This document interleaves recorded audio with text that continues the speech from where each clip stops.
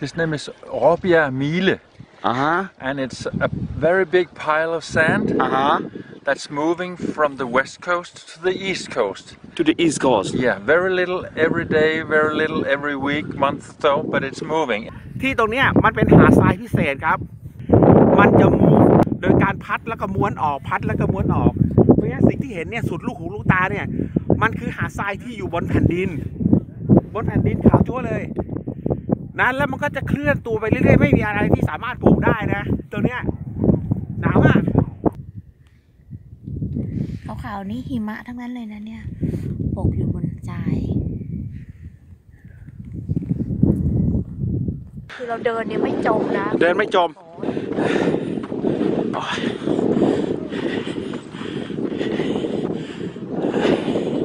ว่าตะกูยากหน่อยนะตอนนี้ก็ขึ้นมาบนหาดทรายกันนี่คุณเอามือขึ้นตัวโอเคแต่พี่ยอนทุกคนคลิปนี้ yes yeah giant โอ้โห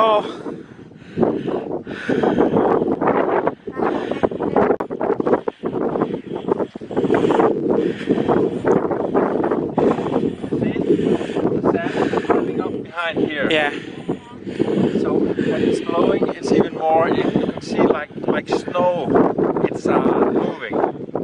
The wind will take it and move it and move it and move it. And at last, it's gone. เป็นไปตามแรงลม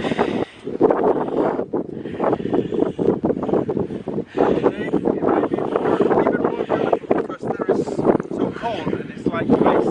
Yeah. So it looks like snow. Yeah. Yes. Yeah. Ice. Some snow. Like ice. On the land, on the sand.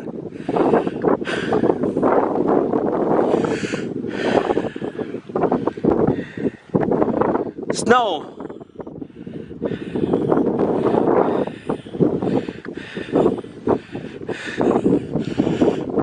เหมือนกับเดินอยู่ในโคตรโลกเหนือครับ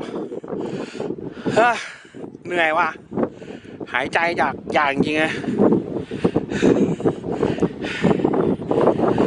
ถ่ายคลิปยาวๆเลยคุณ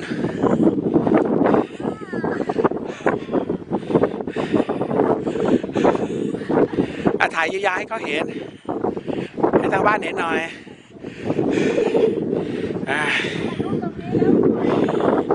ไป